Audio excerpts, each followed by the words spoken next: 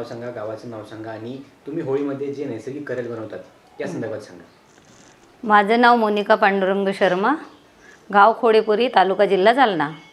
मी गेल्या 10 वर्षापासून होळीचे हे नैसर्गिक कलर बनवते. कारण या कलरपासून आपल्या त्वचेला, मुलांना काही इजा वगैरे होत नाही. पाण्याचा वापरही कमी होतो आणि हे रंग ओले पण खेळू शकतात आणि कोरडे पण खेळू शकतात. आणि कंटिन्यू 10 वर्षापासून म्हणजे माझं हा चालू आहे. पुणा, पुसद, यवतमाळ, नांदेड सगळीकडे माझे हे कलर जातात. बरं, आपण याची प्रक्रिया कशी असते, कसे बनवतात आपण हे कलर? त्याचा बेस अरारोट पावडर आणि बीटरूट, हळद, पळसाचे फुलं, पालकाचा ज्यूस, त्याच्यापासून हिरवा कलर, बीटरूटपासून गुलाबी कलर आणि पळसाच्या फुलापासून पिवळा कलर, असे 4 कलर माझ्याकडे असतात. बरं, आणि रंग बनवण्यासाठी किती वेळ लागतो, किती कालावधी लागतो? बीटरूटचा कलर डार्क येण्यासाठी आपल्याला 3 वेळा प्रक्रिया करावं लागते. आणि पळसाच्या फुलापासून जो कलर बनवतो ना, त्याच्यासाठी आपल्याला 2 किंवा 3 वेळा प्रक्रिया करावं लागते, तेव्हा तो कलर डार्क येतो.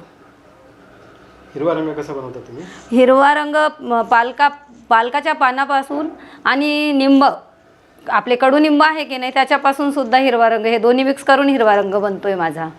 साधारणतः तुम्हाला खर्च किती येतो? या रंगांना मागणी कशी आहे? मागणी तर भरपूर आहे, पण तेवढी त्याची अजून समजा जागरूकता नाही. कारण लोकांना डार्क कलर हवे असतात आणि हे नेचरल असल्यामुळे ते जास्त डार्क होत नाही. त्याच्यामुळे जास्त आहे तेवढी, पहिल्यापासून जेवढी मागणी आहे तेवढी मी चालू ऑर्डरप्रमाणे घेते आणि ऑर्डरप्रमाणे देते. हे सगळे नैसर्गिक रंग लोकांपर्यंत जाण्यासाठी तुम्ही काय करतात, म्हणजे कशी मार्केटिंग करता तुम्ही? मीडिया, व्हॉट्सॲप, KVK आणि वर्तमानपत्र, तिन्ही याच्यामध्ये माझी माहिती जाते. स्टॉल वगैरे? स्टॉल आहे, स्टॉलवर पण ठेवते. कुठे स्टॉलची ऑर्डर असल्या स्टॉलवर पण सुद्धा ठेवते सर. तुम्ही याचं प्रशिक्षण कुठून घेतलं? तुम्ही महिलांना प्रशिक्षण देतात का यामध्ये? हां, महिलांना मी यवतमाळला, बुलढाण्याला, नारायणगावला 3-4 जागी जागृती व्हावं म्हणून मी प्रशिक्षण देण्यासाठी गेले आहे. जालना KVKला सुद्धा मी महिलांना प्रशिक्षण दिलं. बरं, हे रंग करण्याची कल्पना तुम्हाला कशी आली? तुम्ही कशी सुरुवात केली याची? तुम्ही काही प्रशिक्षण घेतलं होतं का?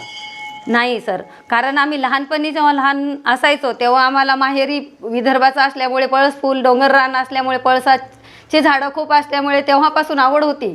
तर ही आवड असल्यामुळे मी त्या उद्योगाकडे वळाली.